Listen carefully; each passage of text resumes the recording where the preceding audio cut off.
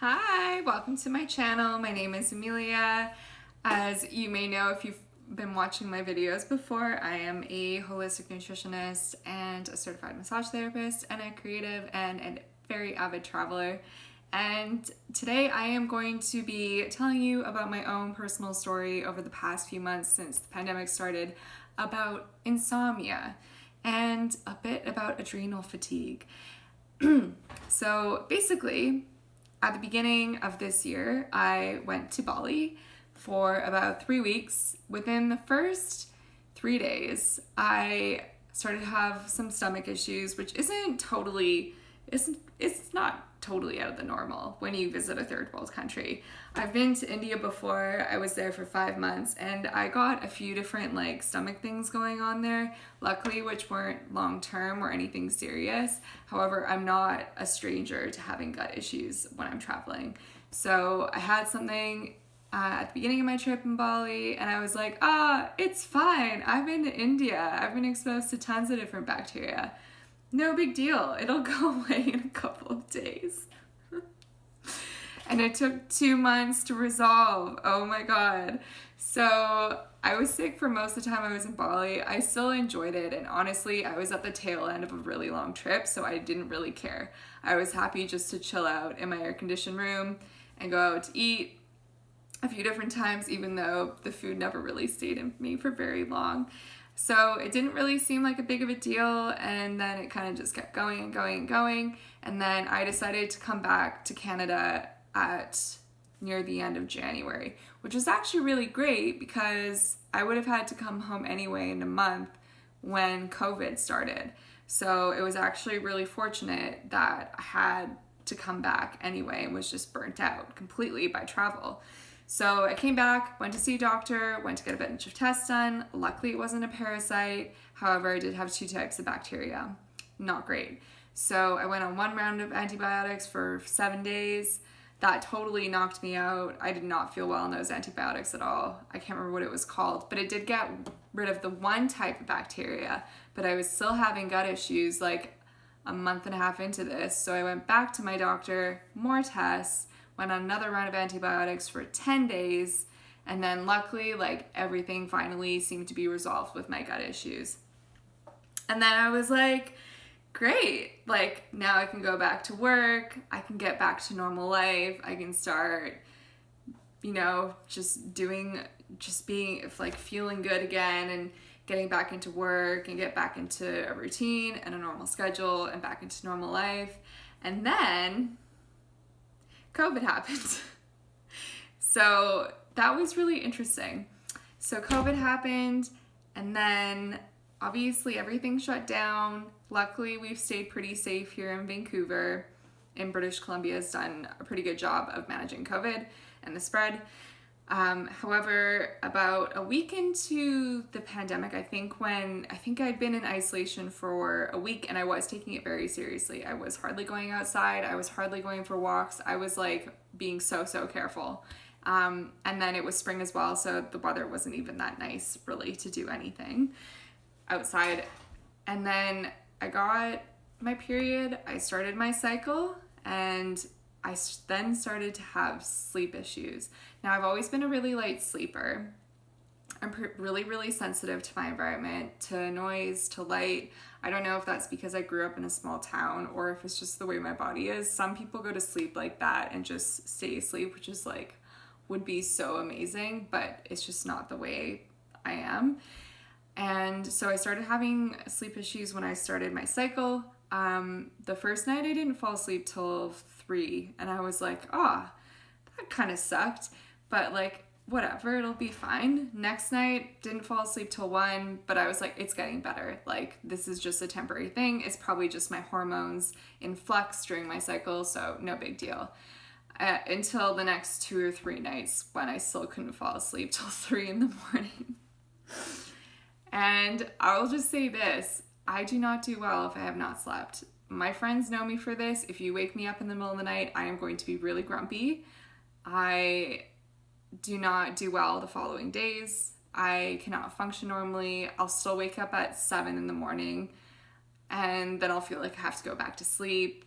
and then I'll nap for like 3 to 4 hours, and it totally throws me off. And I'm sure other people can relate to that as well. I just don't function well if I only get 2 or 3 hours of sleep at night. It's just the way my body is. So after like the 4th or the 5th night, I decided I need to just get an over-the-counter sleep aid, because this is getting to be too much. I was so delirious when I was laying up in the middle of the night. I was like, oh my God, like what's happening to me? Like having thoughts about like what the point of life was, like why was I even born? Was I just born to die? I was like, I was going so crazy. Yeah, and I'm a pretty level-headed, stable person emotionally, but I legit thought I was losing my crackers. So since then, I have been on sleep aid for about 3 months. I've tried different brands. I'm on an extra strong one since a month. I've tried sleeping without them, and I just can't fall asleep. So I've decided finally to see a naturopath. I booked an appointment with a naturopath last weekend. I went in to see her mostly about my sleep issues, but I was just curious because parasites can go undetected for up to 10 to 12 medical tests. So I thought, I'm just gonna go see, because maybe like parasites can really mess with your sleep. Maybe my hormones are just out of balance. Maybe it's just the stress of COVID. I don't know. So I went to see a naturopath and brought all these different issues to her. I forget all the time, but I have a really interesting medical history as well. I've had major abdominal surgery. I've had 2 follow-up surgeries, or like a minor and a cosmetic one. I've broken my back, had a serious break in 2012. So yeah, I don't exactly have like a normal conventional health history. It's a bit colored, so I forget that sometimes, but that definitely is something that I wanted to factor in as well. So basically, my naturopath explained circadian rhythms. She said that it's good to get like a spike of adrenaline in the morning like this, and then you kind of like run on high for the rest of the day, and then it goes down, and then your body's signal to go to sleep. However, she said for me, what it sounds like is I'm in 2nd stage adrenal fatigue, which means that my adrenaline is not really like kicking up. And then it's kind of just like doing this and then down, and that doesn't really like do a normal thing. It's like just kind of doing this, which is why I can't fall asleep very well at night. So when she explained my circadian rhythm, it definitely made so much more sense.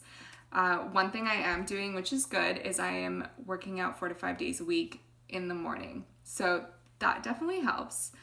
And then for everything else, she just made me a beautiful list of recommendations, which I'm going to go through. I know for a lot of people, the naturopath is very expensive. Very, very expensive. And it is a privilege to be able to go to the naturopath, since it's not included in our normal MSP plans.